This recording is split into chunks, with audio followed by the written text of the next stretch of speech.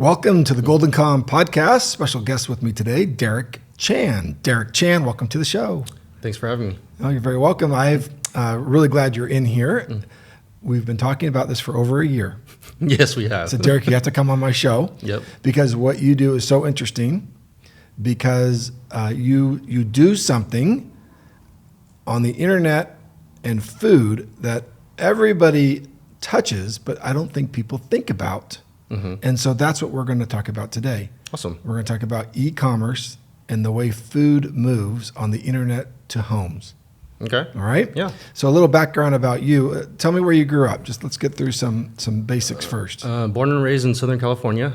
Grew up in Dime Bar and then Walnut, and then moved down to Orange County for college and have been down here ever since.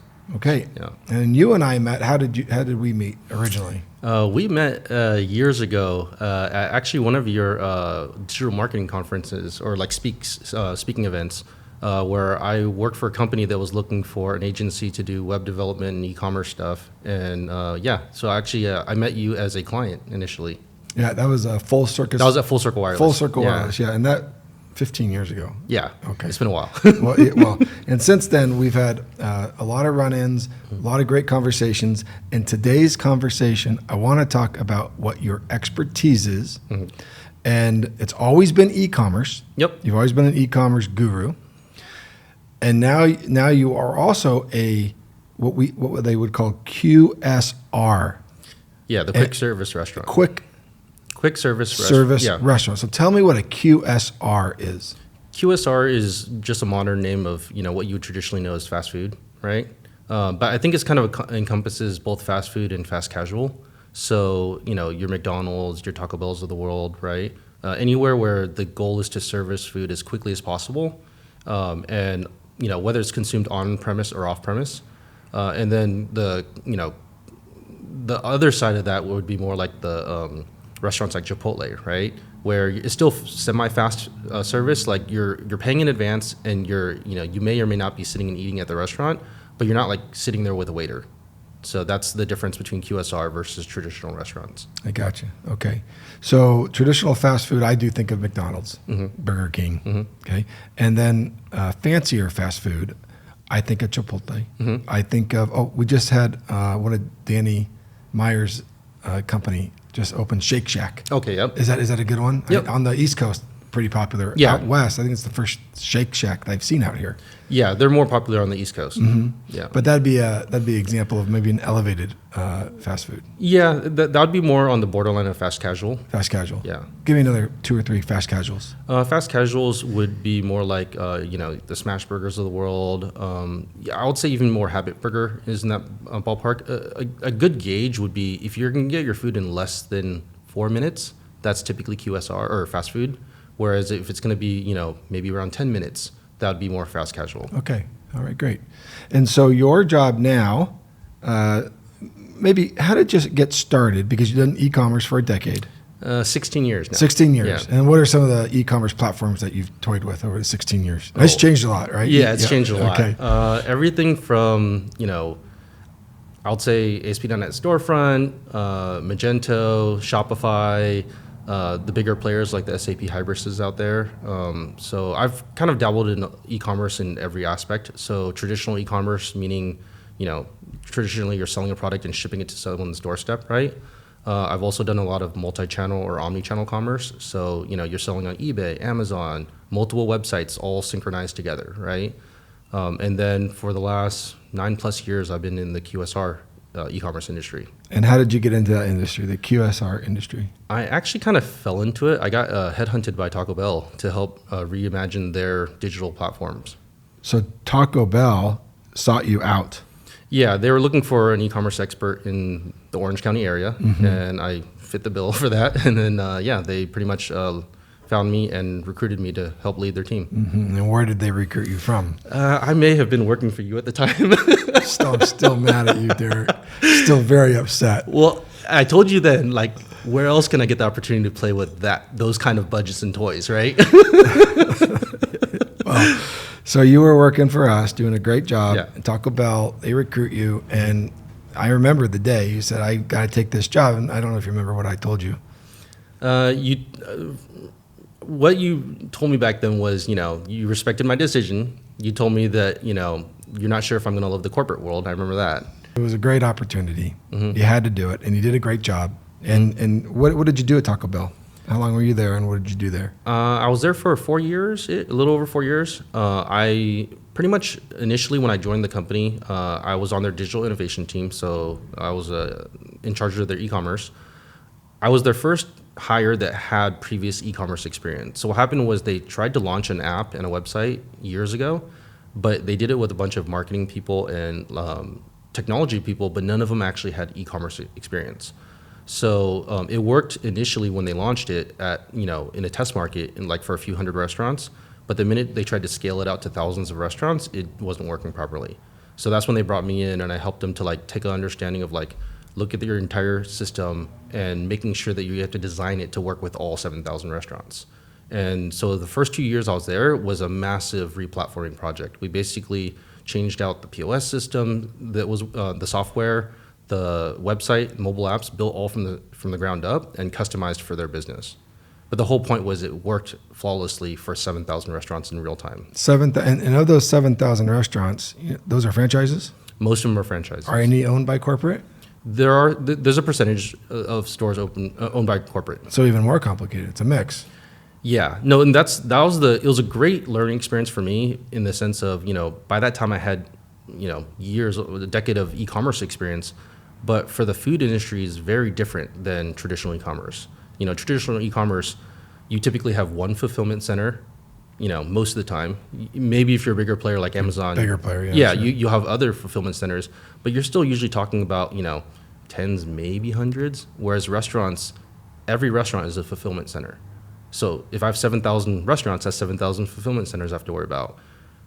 The other major difference is the time the order takes. When you order something online, as long as the warehouse gets it within an hour, they're fine. They're going to ship it out probably that day.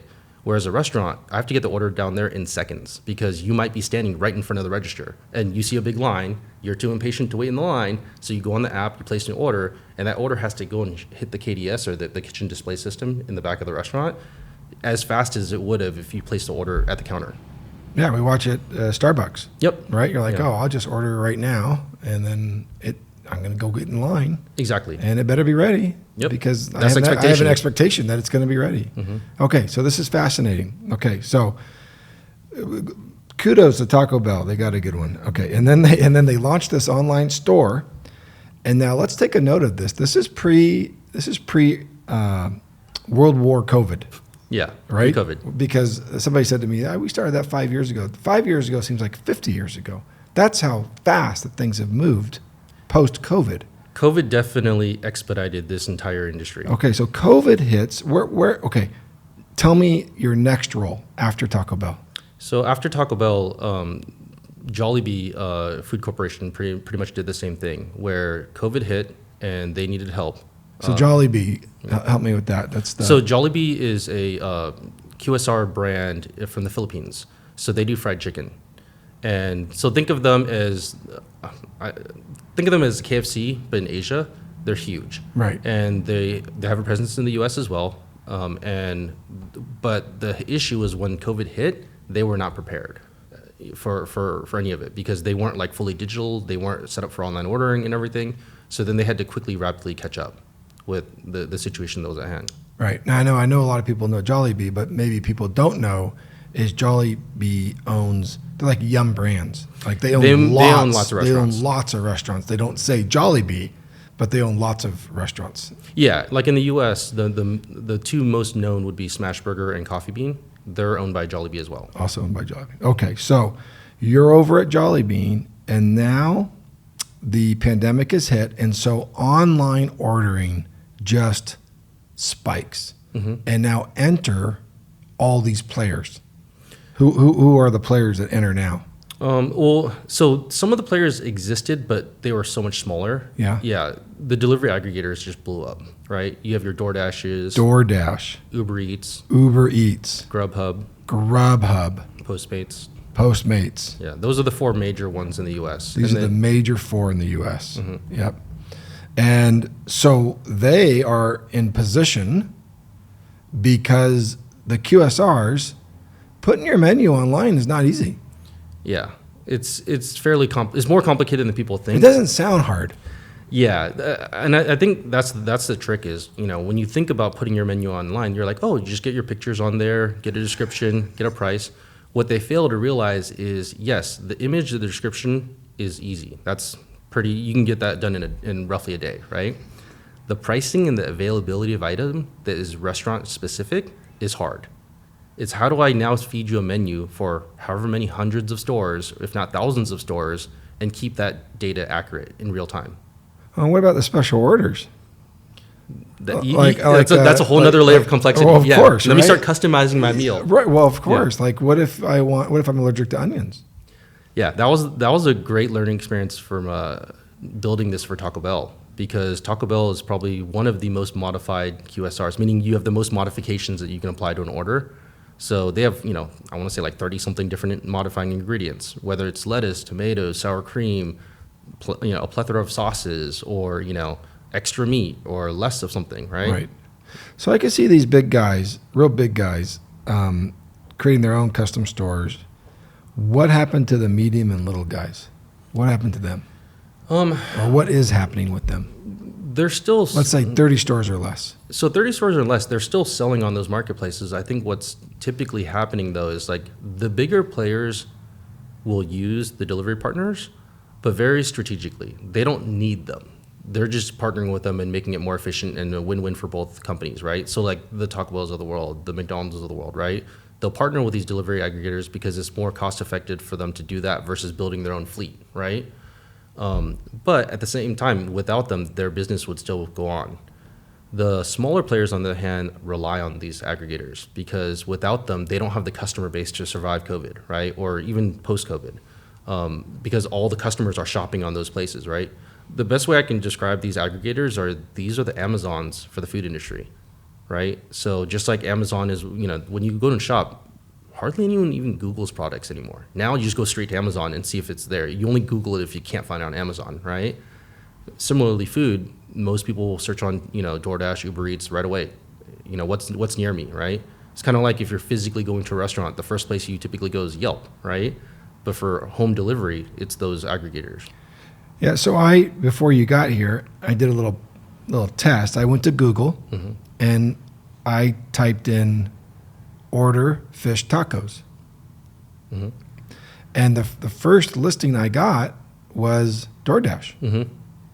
Well, if I have a fish tacos restaurant close by here, I want to be the first up there, but I'm not being the first. And then the next one after that was Yelp. And then the next one after that, I mean, it was on page 2 before I found a fish taco restaurant. It was all aggregating content on the first one. Yeah, no, and that's unfortunately that's common to see, right?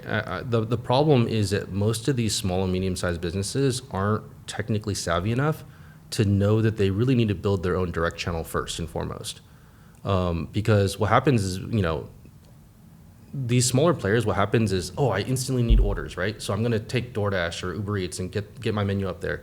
At the end of the day, they're growing the DoorDash customer base, not their own. They don't own those customers. Right. Well, it makes sense to me because I need the order. If I'm running a fish taco stand, I need the order.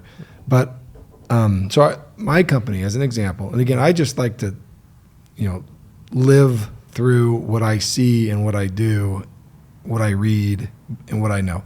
My company, we eat as a company Monday, Wednesday, Friday. Okay. My only rule for the staff is you can't use one of the aggregators. You have to order from the restaurant directly because the bill is 20 to 30% higher when they order from and add it up over the course of the year, 3 meals for the whole staff times 52. It's an enormous amount of money, and I'm not going to do that. Yeah. That's again, one of the issues is when you sell through an aggregator, they take a commission. So the only way the company can do that is they have to mark up the prices. Right. So most restaurants, if you go and look at their menu directly versus on the aggregators, it's usually marked up. So I get that during COVID because it was the only way to get food. How are people still paying that much for food? Great question. Help me understand it. Like I would never let my family order through. I'm sorry if you're DoorDash and you're watching this. It's my apologies, but my family's not allowed to order through DoorDash. So I won't let them. So there's different scenarios. Okay, I would say that a lot of people share that same sentiment where we have seen a switch in the industry post COVID. More people are going to pick up orders than delivery. Delivery's still growing. It's just we are seeing a shift where it was like majority delivery orders to now you're starting to see pickup orders also grow. However, especially what I would say with the younger generation, they've kind of gotten used to DoorDashing food so much where they're just paying for the convenience. It's kind of like, was it Instacart or whatever that grocery delivery is, yes, right? Yeah. I personally don't use it because I still go to grocery stores traditionally, right? But I know a lot of people that Instacart their food. During COVID, it was for safety. Now it's just out of convenience. They're used to it. So they know that they're paying a premium, but they just do it so they don't have to leave their house. It's just fascinating to me.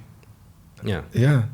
Now, I imagine it just gets more and more complicated because if I were a fish taco restaurant, I do need the orders because the more orders I get, the better my employees are and the better I am. But I'm probably not making as much money on those orders that if I were to sell them directly. Yeah, you're definitely not making as much margin. So what is my plan? What is my strategy? Because I need to make margin.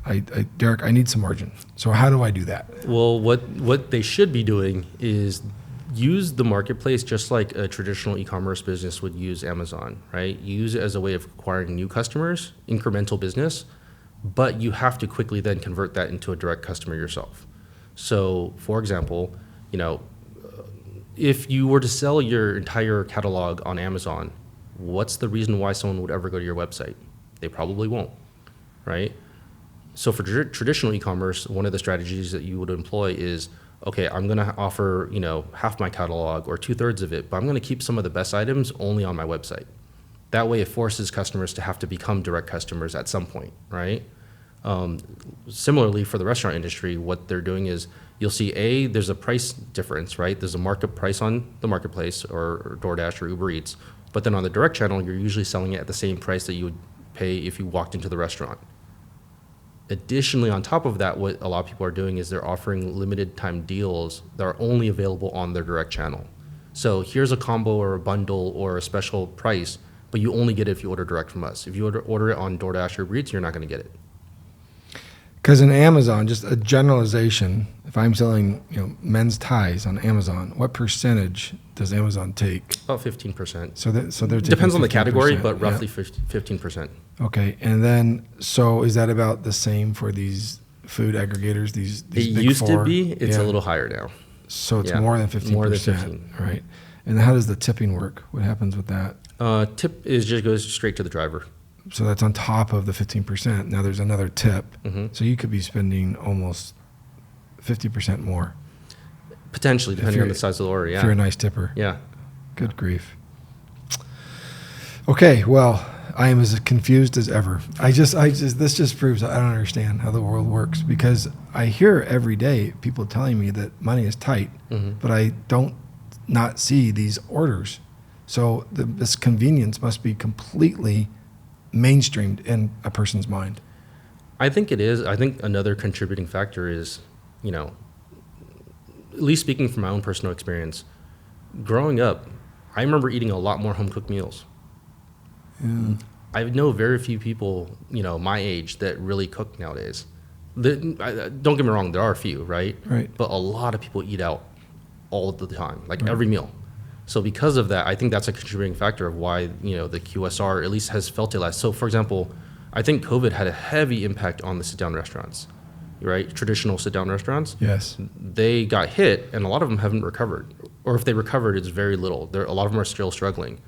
QSR, I think, is still, surviving and I dare say thriving because of the price point and the convenience and the perceived value of the food, right? But if the price keeps going higher and higher, cost of labor, right? Cost of gas, everything, if it keeps going up, eventually you'll start seeing it having to shift to you're forced to the grocery stores, basically. Right. Well, it's very interesting. So is there something that a small restaurant that is on DoorDash? I mean, I would imagine that the capital cost of developing a good e-com experience for smaller companies, it might even be cost prohibitive, maybe. It can be. So for smaller businesses, there's The recommended path that I would give is use a white label service initially. That's the quickest way to get up and running. White label meaning like a templated solution. You're not building a website from scratch. Okay, so this is the Toast and Olos. Yeah. There's a whole industry that are running restaurants, right? Yeah, so like for traditional e-commerce, you have Shopify, right? Yeah. Is like your main templated site. Yes. For the food industry, Toast and Olo would be the biggest ones in the U.S. at least. They've already got like the working functions of what a restaurant needs. Yeah, pretty much. You load your menu, you load your color scheme and your logo, and you're up and running. You're up and running. Okay. Yeah. Okay. And now you're not. Now they're buying from jasonsfishtacostore.com, and they're not buying from DoorDash. Yes. Ideally, I guess that's another nuance is if this website is set up properly, it is your domain. If you don't set it up properly, you might still be running on like a Toast or Olo domain.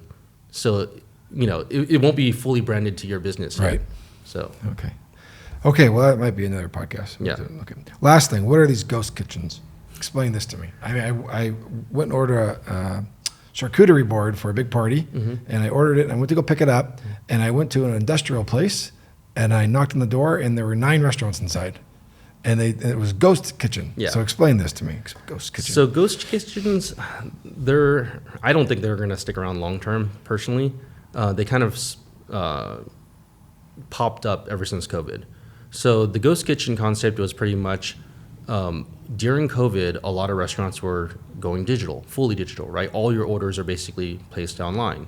Well, what happened was restaurants were starting to run into like a volume issue where they're getting too many orders now, so they couldn't fulfill the orders in a fast enough time.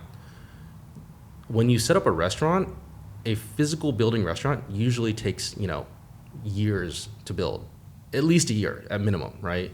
So because of that, if they wanted to expand newer locations, it's much faster to spin up a ghost kitchen because now you're basically just doing the back of house. You don't have to worry about the front of house, physical presence, right? Or even employees.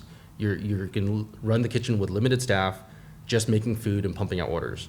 So those ghost kitchens basically spun up in like major urban metropolitan areas where high human density, but then real estate is a premium. It might cost you millions of dollars to spin up a new restaurant, whereas a ghost kitchen, you can get up and running probably within a few months.